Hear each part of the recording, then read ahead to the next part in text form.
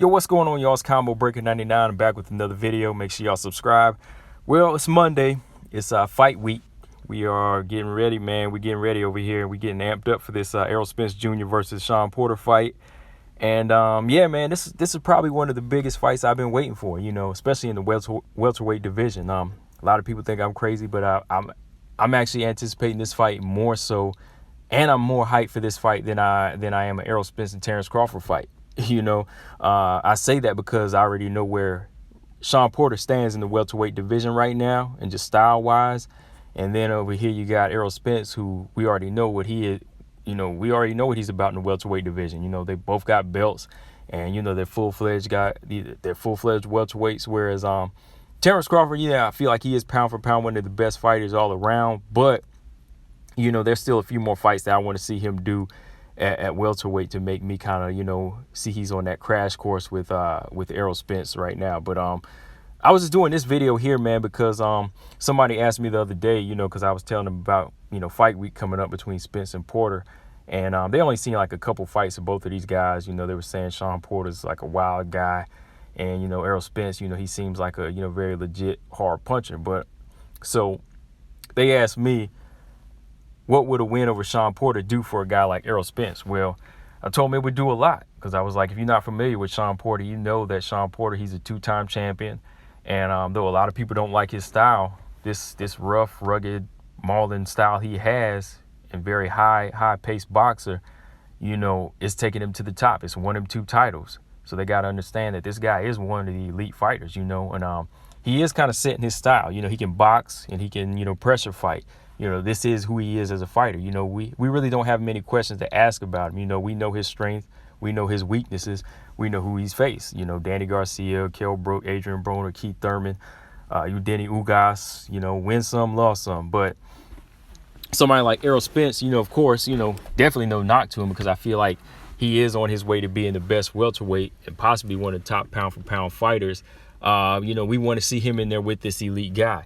You know, we still have some questions about Errol Spence, of course. You know, we want to know how well he can fight on the inside, you know, how much dog he has against a fellow dog. Can he go, you know, can he go 12? And with, you know, if he can't hurt a guy, can he go 12 and just outbox him? We've seen that against Mikey Garcia, but we want to see if he can do that against a high-paced, you know, fast, freakish stamina guy like Shawn Porter. And, you know, Shawn Porter, he's going to bring all that. You know, he's bringing his experience. You know, he's bringing, hopefully he's going to bring that dog. You know, hopefully he's going to bring that pressure in there for Errol Spence, you know, to really be put to the test. Because, like I said, I feel like if Errol Spence can beat Shawn Porter, that's going to tell us a lot about him as a fighter. You know, of course, Shawn Porter, he's not complete, but I feel like Shawn Porter has his own complete style as far as what he's done in the game. You know, every fighter I feel like has a checklist where they have to overcome adversity. They have to show heart. You know, they have to show they can box a little bit. They have to show that they can fight a little bit.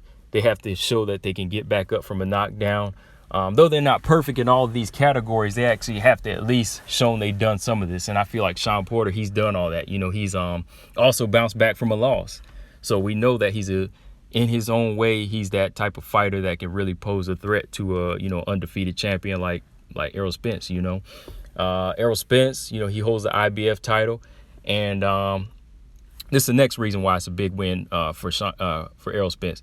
Errol Spence has the IBF title, but he really wants that green belt, and we all know that WBC belt is a cherished belt in the game. You know, that's one of the first titles in boxing. So him holding that belt plus the IBF belt, it's definitely going to put a lot of the other guys in a corner. You know, there's a lot of guys who want to be welterweight champion but not face Errol Spence.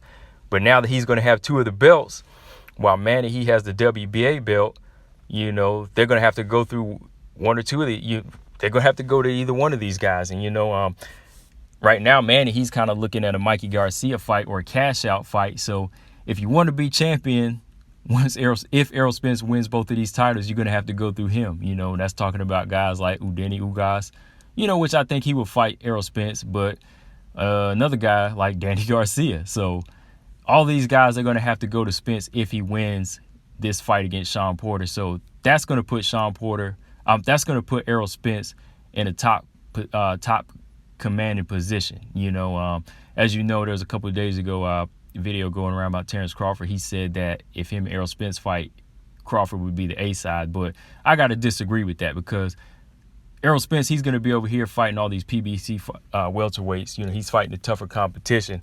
And if he beats Shawn Porter and he wins 2 belts, that's going to put him more in a dominating position where he can call the shots.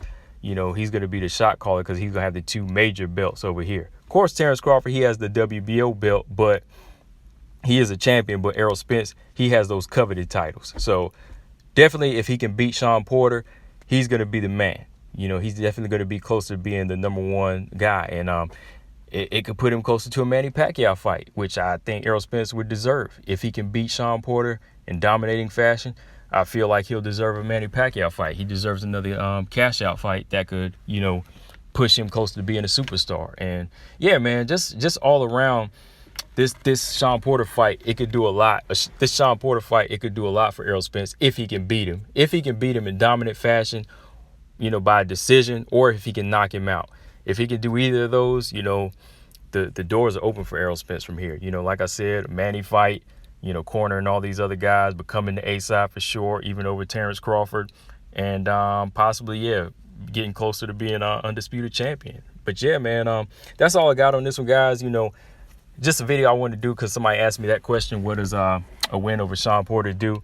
So yeah, man, before I close, shit, man, look. If he's able to beat him, he's going to become the unified champion. And all those other guys at the welterweight division, they're going to have to go through him. So, yeah, man, that's all, guys. Listen, guys, let me know in the comment section what the Shawn Porter fight is going to do for Errol Spence. Who do you think is going to win? How do you think they're going to win? Make sure y'all subscribe. Combo Breaker 99. I'm out. Peace.